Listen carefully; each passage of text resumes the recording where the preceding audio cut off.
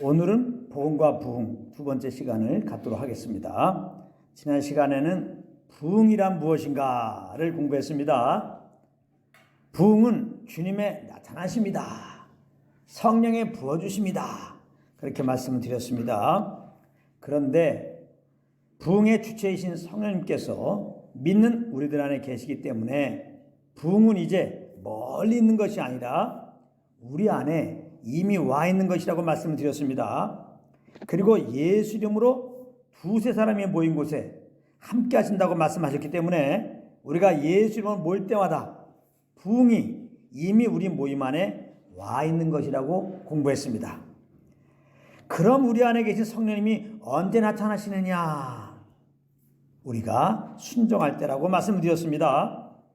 그러므로 이제 오순절날 성령 임한 이후에는 부흥을 달라고 기도하며 앉아있을 것이 아니라 부흥의 주체이신 성령님과 교통 속에서 그 음성에 순종하면 된다라고 말씀을 드렸습니다.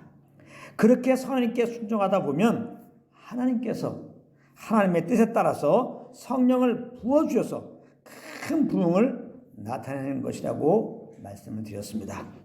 오늘은 지금은 부흥의 날이라는 제목으로 말씀을 드리고자 합니다. 지금은 부흥의 날입니다. 지금은 부흥의 때입니다.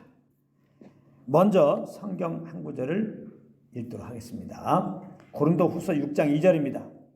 이르시되 내가 은혜 베풀 때에 너에게 듣고 구원의 날에 너를 도왔다 하셨으니 보라 지금은 은혜 받을 만한 때요 보라 지금은 구원의 날이로다. 이렇게 말씀하고 있습니다. 여기 보면은 보라 지금은 은혜 받을 만한 때요 이렇게 말했는데요. 여기서 지금은 예수님이 십자가에서 그 보혈을 흘려주신 이유를 말하는 것입니다. 즉 신약시대 때를 말하는 거예요. 구약과 신약시대는 예수님이 십자가에서 그 언약의 피를 흘려주신 것으로 구분하는 것입니다. 예수님이 피 흘리시기 전이 구약이요, 예수님이 피 흘리신 이유가 신약입니다. 그러니까 우리는 지금 이 신약시대에 살고 있는데 지금은 뭐냐? 은혜 받을 만한 때라는 것입니다. 은혜를 받을 만한 때라는 것은 구원의 은혜를 받을 만한 때라는 거예요. 이미 예수님이 십자가에서 대속의 피를 흘려주셨기 때문에 이제 누구든지 그 예수님을 구주로 믿기만 하면 구원을 받는 때라는 것입니다. 그래서 지금은 또한 구원의 날이라고 말씀하신 거예요. 그러므로 지금은 구원을 기다릴 필요가 없어요. 구원받기 위해서 금식할 필요도 없고, 구원을 받기 위해서 교회를 몇 년 다녀야 되고, 교회에서 몇 년을 봉사해야 되고, 그럴 필요가 없는 것입니다. 구원을 받기를 원하면 지금 예수님을 구주로 영접하면 되는 것입니다. 로마서 10장 9절부터 10절 말씀 한번 제가 읽어볼 테니까 잘 들어보세요. 지금 제가 한 말씀을 그대로 말씀하고 있는 겁니다. 그러면 무엇을 말하느냐? 말씀이 내게 가까워 내 입에 있으며 내 마음에 있다 하였으니 곧 우리가 전파하는 믿음의 말씀이라. 내가 만일 내 입으로 예수를 주로 시인하며 또 하나님께서 그를 죽은 자 가운데서 살리신 것을 내 마음에 믿으면 구원을 받으리라. 사람이 마음으로 믿어 의에 이르고 시인하여 구원에 이르느니라. 할렐루야. 구원받기 너무 쉽죠? 너무 쉬운 거예요. 예수님이 구원에 필요한 것들 다 이루셨어요. 그렇기 때문에 우리가 복음을 듣고 선언케 해주시는 감동이 있다면 지금 내가 주인 된 거 잘못했습니다. 회개하고 그 예수님을 마음의 구주로 믿고 입으로 예수님 나의 구주이십니다 고백하면 바로 지금 구원받습니다. 아직 예수 안 믿으신 분들은 꼭 예수 믿고 구원받으시기 바랍니다. 그런데 복음이 어떻게 깨달아집니까? 성령으로 깨달아지는 겁니다. 복음은 오직 성령으로 깨달아지는 거지 우리의 지식과 경험으로는 절대 알 수가 없는 거예요.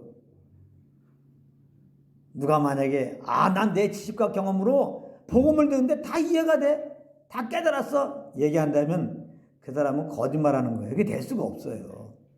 그 사람이 좀 잘 몰라서 그래. 만약에 그랬다면 자기가 순간적으로 교만해서 그렇게 말하는 거지 사실은 성령님이 그렇게 깨닫게 하신 거야.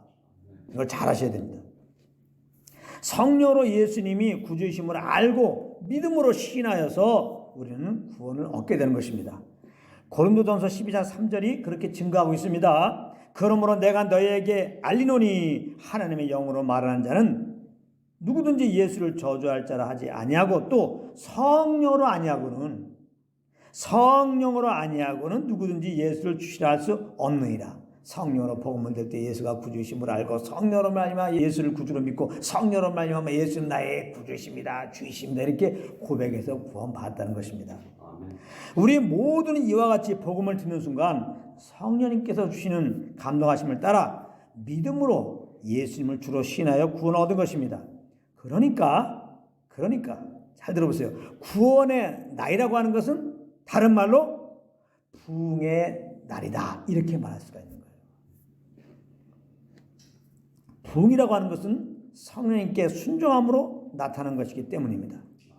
그러므로 믿는 우리 한 사람 한 사람이 바로 지금이 부흥의 날임을 증거하는 열매들인 거예요. 갑자기 우리 신분이 굉장히 상승된 것 같으죠? 부흥의 열매야, 부흥의 열매. 우리는 지금 부흥을 나타낼 자로 부르신 거지 부흥을 주시옵소서 기도할 자로 부르신 게 아니에요. 잘 들으십시오. 우리가 부흥의 열매야. 사람들이 막 부흥을 원하고 막 부흥을 찾고 그럴 때 내가 부흥의 열매야, 나를 봐, 그래야 된다 이 말이에요.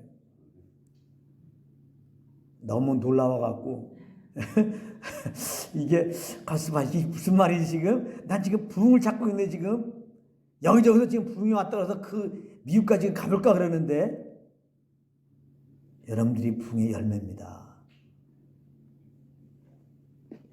그래 사람들이 여러분들 보면 와 이게 하나님의 부흥이구나 이렇게 고백을 해야 되겠는데요.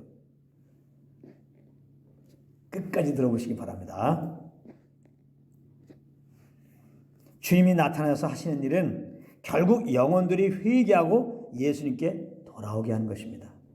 예수님이 공생에 하실 때 성령으로 많은 이적과 표적을 일으키셨는데요. 그것은 다 구약에 예언되어 있었던 것입니다. 이사야 35장 5절 6절입니다. 그때에 맹인의 눈이 밝을 것이며 못 듣는 사람의 귀가 열릴 것이며 그때에 저는 자는 사슴같이 뛸 것이며 말 못하는 자의 혀는 노래하리니 이는 광야에서 물이 솟겠고 사막에서 시내가 흐를 것입니다. 여기에서 그때는 그랬어요. 그때는 이렇게 이적과 표적이 일어난다고 했어요. 그때는 뭐냐? 메시아가 올 때를 말하는 거예요. 메시아가 오면 이렇게 눈이 밝게 하고 못 듣는 사람의 귀를 열게 하고 또 말 못하는 사람 혀를 열어서 노래하게 한다는 거예요. 예수님이 이 예언의 말씀 따라 성령으로 오셔가지고 이적과 표적을 성령으로 일으키셨던 거예요. 그러므로 예수님이 이적과 표적을 나타내신 이유는 곧 잘 들으세요. 내가 구약에 약속하셨던 메시아다. 그러므로 회개하고 나를 믿어서 구원을 받으라 라는 의미로 이적과 표적을 행한 것입니다. 오순절날 성령의 비둘기같이 불같이 기도하고 있던 120문도에게 임하였습니다. 여기서도 보면 120문도가 자의로 기도한 것이 아니었습니다. 예수님이 하늘에 올라가기 전에 그 성을 떠나가지 말고 약속하신 성령 임하기를 간절히 기도하라고 말씀하셨는데 그 말씀에 순종하는 차원에서 기도했다는 거예요. 이렇게 성령께 순종하면 부흥이 오는 거예요. 할렐루야. 성령이 임하셨잖아요. 그러면 성령이 나타나서 무슨 일을 하셨습니까? 오순절날. 그 부흥의 열매가 무엇이었느냐?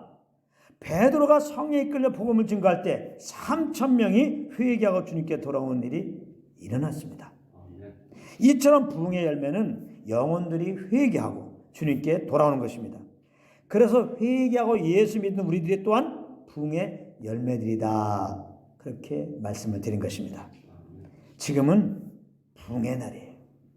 성령님께서 세상 영혼들 가운데 복음을 듣게 하시고 복음을 들을 때 예수님을 구주로 알도록 역사하고 계시는 때입니다. 그렇다면 이 부흥의 날, 부흥의 열매로서 우리들은 어떻게 살아가야 되겠습니까? 마땅히 부흥의 열매답게 살아가야 되는 것이죠.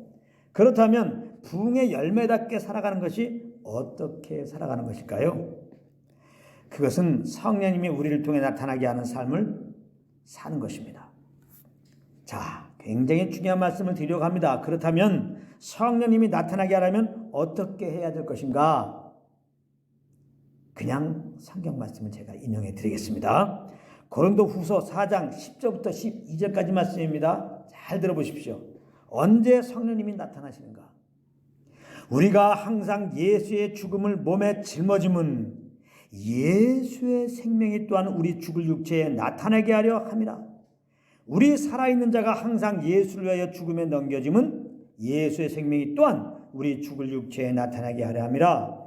그런즉 사망은 우리 안에서 역사하고 생명은 너희 안에서 역사하느니라. 이렇게 말씀하고 있어요. 여기 오면 예수님의 생명이 우리 죽을 육체에 나타나게 하기 위해서, 즉 성령이 나타나시게 하기 위해서 바울은 어떻게 한다고 했습니까? 항상 예수의 죽음을 몸에 짊어진다고 했습니다.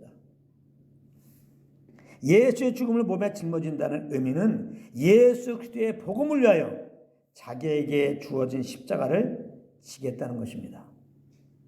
성령님은 예수 그리스도의 복음을 위하여 살도록 우리를 인도하시는 것입니다.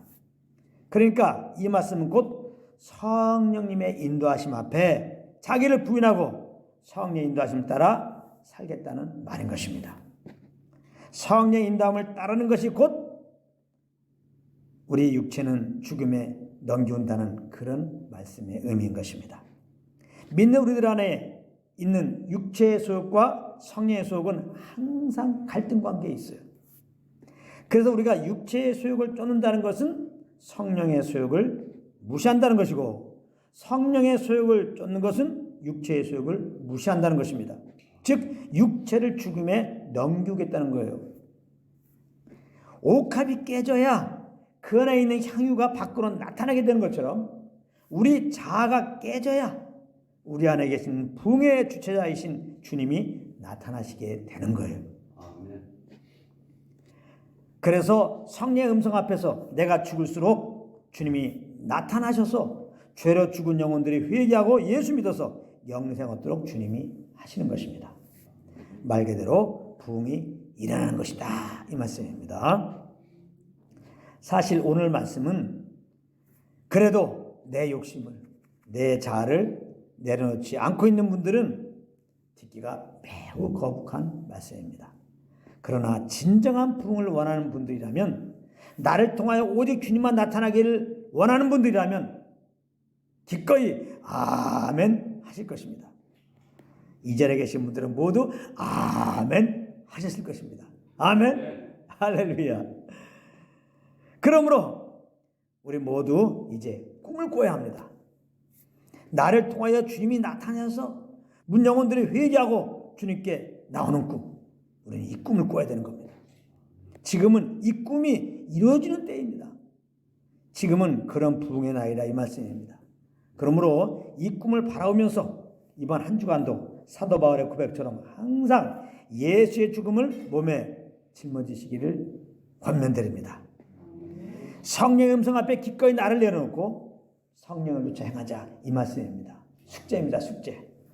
이런 은혜가 이번 한 주간도 항상 우리들의 삶 가운데 넘치시기를 우리 주 예수 그리스도의 이름으로 축복합니다.